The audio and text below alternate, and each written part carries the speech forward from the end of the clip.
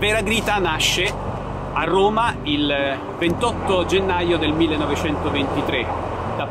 Grita est née à Rome le 28 janvier 1923 d'un père, Amleto, photographe de profession, et d'une mère, Maria Anna Zacco della Pirera, issue d'une famille noble.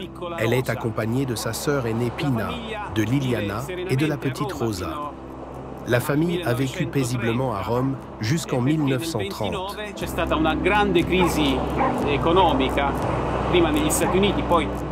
En 1929, il y a eu une grande crise économique, d'abord aux États-Unis, puis en Europe, qui a mis de nombreuses familles en difficulté. Le père de Vera, en raison de difficultés économiques, a été contraint de déménager à Savone pour trouver du travail. Quelques années plus tard, Pina, Vera et Liliana ont été contraintes, pour des raisons économiques, de quitter Savone et de s'installer à Modica chez leur tante paternelle, célibataire et désireuse d'éduquer les 3 filles. Seule la petite Rosa est restée à la maison. Après cette expérience, en 1940, les 3 sœurs retournent dans leur famille à Savone, où Vera obtient son diplôme de fin d'études secondaires. Elle s'inscrit ensuite à l'université, mais en 1943, un événement tragique marque la famille Grita. La mort de son père, Hamlet, atteint d'une maladie incurable. Pour subvenir aux besoins de la famille, Vera a été contrainte d'abandonner ses études et de trouver un emploi au district militaire de Savone. À l'âge de 21 ans, en 1944, un événement déterminant se produit dans la vie de Vera.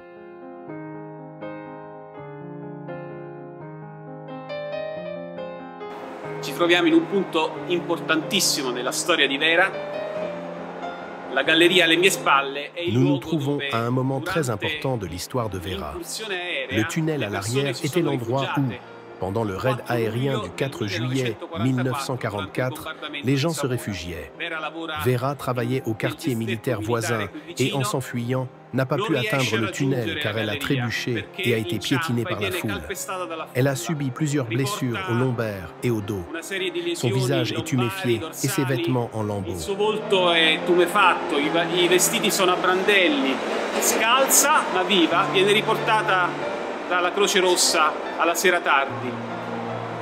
Questa esperienza Tard dans la soirée, pieds nus mais vivante, elle est ramenée chez elle par la Croix-Rouge. Cette expérience la marquera pour le reste de sa vie. Le médecin qui l'a soignée s'est étonné qu'une telle expérience, avec une pleurésie sévère et une fièvre quotidienne, puisse encore trouver un équilibre dans son physique allergique à tout médicament. Prendere dei farmaci perché allergica a qualunque somministrazione.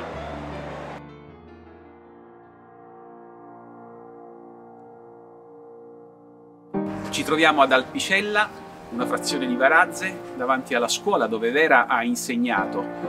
Dopo l'impiego Nous sommes à nel distretto Alpicella, un militare, hameau de Varaz, tentò il devant l'école où concorso Vera a come maestra enseigné. elementare. Lo vinse Après l'emploi dans le e district scelse sempre militaire, dei luoghi elle a tenté le concours en tant nell'entroterra qu'enseignante ligure, du primaire. in cui L'a nessuna remporté delle altre et a maestre toujours ne choisi poteva les andare. endroits de l'arrière-pays Vera ligure où aucune lo autre scelse perché institutrice ne voulait c'erano i aller. ragazzi più poveri, Elle choisissait ragazzi ces endroits parce qu'il y avait che les avevano enfants les bisogno plus di essere pauvres seguiti. qui avaient besoin E qua d'être ascoltiamo scolarisés. alcune testimonianze. Écoutons Lorenzo quelques Caviglia, témoignages. poi Celui de sarà Lorenzo parroco d'Alpicella, Caviglia, son veniva élève, colpito plus tard dalla curé de profondità l'Alpicella, di Vera a été e frappé dal par la fatto che profondeur lei de si Vera commuovesse et par le fait qu'elle quando était émue faceva lorsqu'elle con faisait i le chemin de bambini, croix con i suoi avec ses alunni, élèves. la Via Crucis. Il a d'abord été frappé par la Inizialmente foi fu colpito profonde da de questa l'enseignante, sua puis il a compris pourquoi. partecipazione, ma poi capì il Il y a motivo. ensuite le Oppure la témoignage de signora Madame Ida, mère d'un élève de ces années-là, qui la dit quale disse, « J'ai été frappé par "Mi colpiva l'humilité sempre et la l'umiltà profondeur e du la regard de profondità Vera degli occhi di qui Vera m'a che donné du infondevano courage. coraggio. Je me Mi sentais à sentivo l'aise a mio lorsque je lui agio parlais quando de mon parlavo fils. di mio figlio."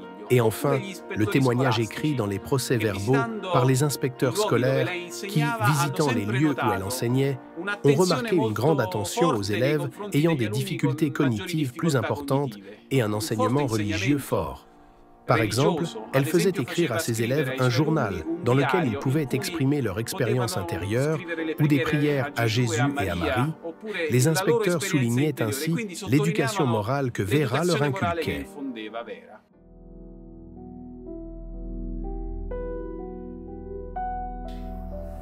Ci troviamo nella chiesa di Maria Ausiliatrice a Savona, chiesa retta dai Salesiani, nella quale Vera veniva spesso a pregare.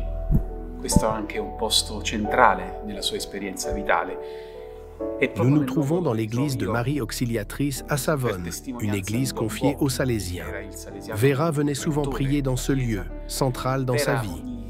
Ici même, selon le témoignage de Don Bocchi, qui était le Salésien recteur de l'église, Vera se levait tous les jours à 5h30 pour assister à la Sainte Messe et prier.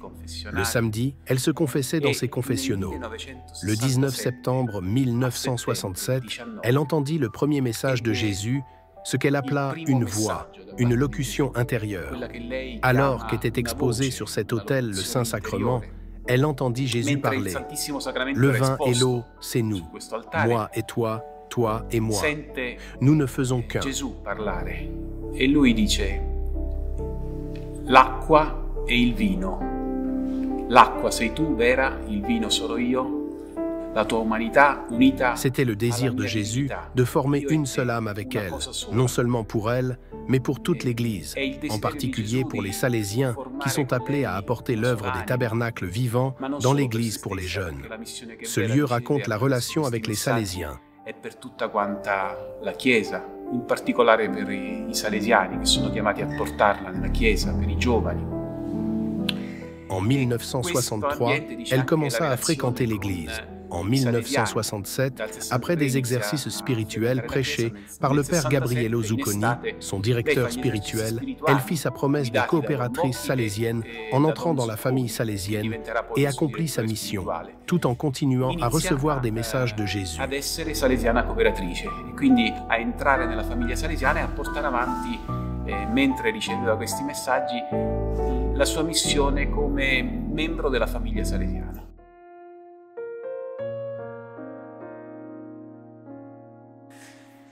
Ci troviamo nell'ultima tappa della vita di Vera, al deserto di Varazze, dal settembre del 68 a giugno del 69. Vera è ospite dei carmelitani che vivono in questo luogo. Nous sommes dans la dernière étape de la vie de Vera au désert de Varazze. De septembre 68 à juin 69, Vera fut l'invitée des carmélites qui vivent dans ce lieu. Elle enseignait dans les écoles primaires internes dans une aile du désert. Elle s'est retirée dans ce lieu parce que Jésus lui-même lui a demandé du temps pour écrire ce que sont ses messages d'amour. Les messages centraux sont ceux de 68 et 69. C'est donc sur la pointe des pieds que nous entrons dans cette expérience qui n'est pas évidente pour tout le monde, incompréhensible pour celui qui ne croit pas et n'accepte pas la croix de Jésus. Le domaine de l'expérience mystique, c'est-à-dire d'une union profonde avec Jésus qui ne fait plus qu'un avec elle. Le crucifix qui se trouve dans la chapelle a été raillé par des musulmans sur la place d'Alger en 1600 et a commencé à saigner des plaies, comme le racontent les chroniques de l'époque. Il fut ramené en Italie par un père carmélite et conservé à Varazze. Devant ce crucifix, Vera pria longtemps et vécut en ce lieu l'expérience de la maternité spirituelle, en communion avec Marie, qui est immaculée, Notre-Dame des douleurs et secours des chrétiens. En ce lieu, elle devient l'épouse crucifiée de Jésus pour le retour des prêtres qui avaient abandonné le sacerdoce. Nous sommes en effet en 1968 et plus de 100 000 prêtres avaient abandonné leur vocation. Vera s'est offerte pour la naissance et la diffusion de l'œuvre des tabernacles vivants.